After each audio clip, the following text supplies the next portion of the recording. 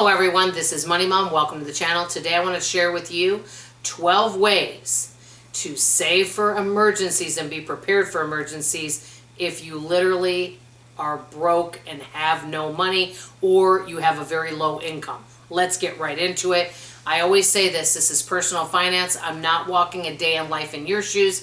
Some of these may be really helpful to you, but always do your research. I always start with that. First thing we got to do is take a good hard look at our finances, sit down, realize how much do we have coming in, how much do we have going out.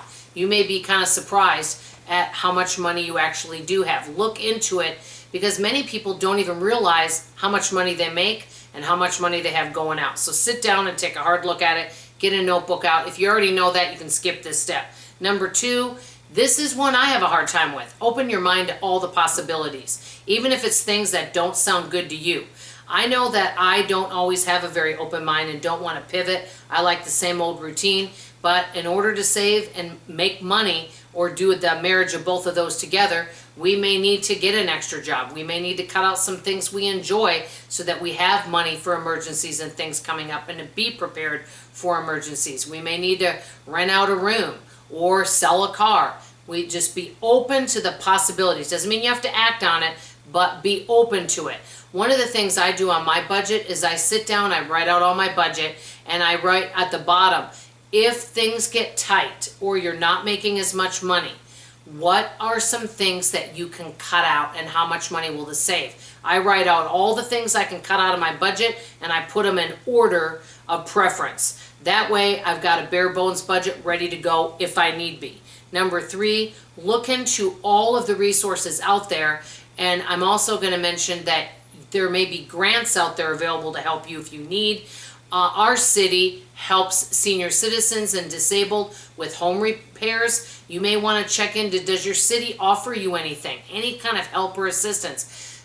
Do some research on this. I have a friend of mine that volunteers, for example, at a food bank, and it helps her and her family, and they also do get some free food as well to help out their family. But she wants to give back to the community and not just take, so she volunteers, but that saves her family tons of money on groceries. Just look into all the resources out there. Your library may have some things. Check with your county, city, state, and see everything that is out there. Talk to people around you.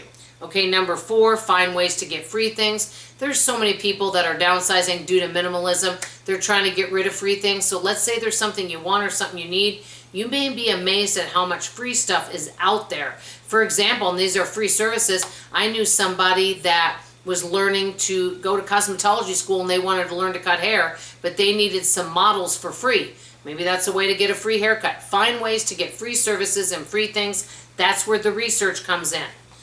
Number five, which this all ties together, network with family and friends to find out how to get free services, how to get free things. I actually knew someone, and this has been years ago, that once a month on Saturdays, he was a mechanic. He felt like giving back because God had blessed him and his family with his business. He owned the mechanic shop. He volunteered for free one Saturday a month to help people that were lower income to help repair their cars. Now, I'm not sure how he worked it out with materials. Maybe they had to buy the material, but he did the repairs and labor for free.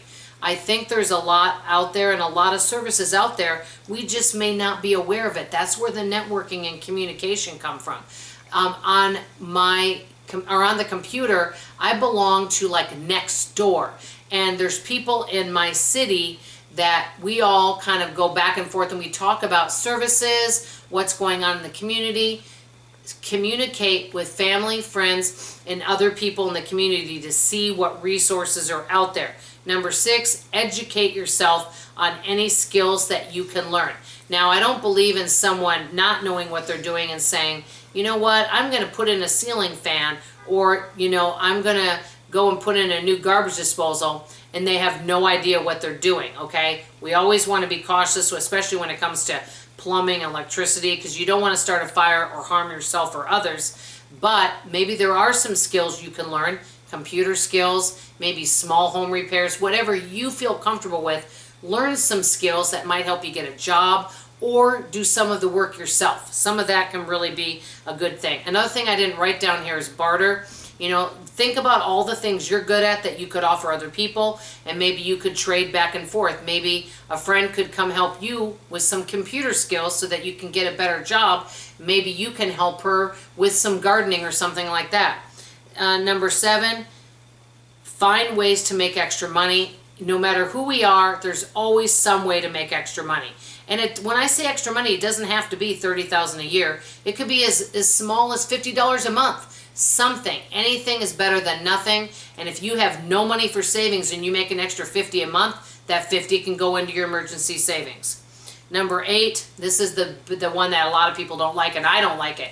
I put down make a tough decision. What I mean by that is, if you're in a really tough place, you may have to do something you don't want to do. You know, I've known people that kind of hang on and they don't want to make a decision to do something. I've known of people that can no longer afford their home. This is over years, not recently. And they didn't want to sell it. They didn't want to move to an apartment. They didn't want to sell their things. But they were in a situation where they had to. They had to do it, and they didn't want to. And sometimes you may have to make a tough decision you don't want to make. Hey, I may have to do that one day where I might have to sell this house, move to a small town, live in a one-bedroom apartment. You know, and I'm hoping that doesn't happen, but what I'm saying is sometimes we have to make tough decisions, and you know what? Just be open to the possibility of whatever you need to do. Number 9, be careful of scams out there. I say do your research. Really do your research. Don't act quickly on anything. I have a friend of mine that wants to apply for every government grant for things. We have to do our research on this, because when you're struggling, we become vulnerable and we can act on something and fall for a scam. So do your research before you sign up for anything. Ask some people that are educated in that and know what they're talking about, and before you make any decision. Okay, number 10, keep things repaired and take care of what you have. Even there's little small things you can do at home. For example, my dishwasher, I make sure to clean out the little thing, I guess trap you would call it, with the food and things in it. That way it helps it run smoothly. Keep your vents clean. Anything you can do to maintain the items you have so you have less repairs.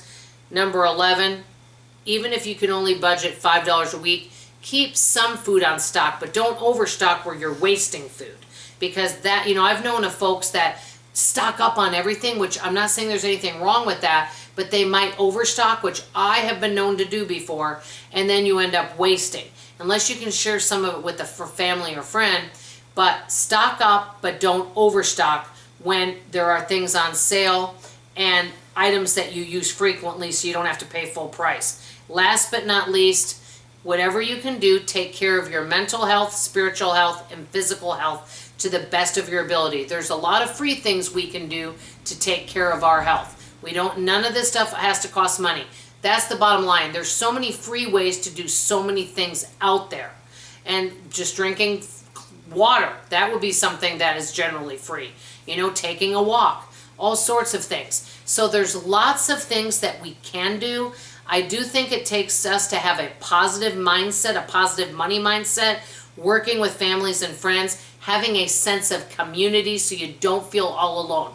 Get out there, socialize with other people, whether on the phone, you know, whether it's an online group.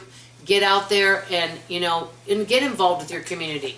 I think you'll be really amazed if we all helped one another like I grew up doing.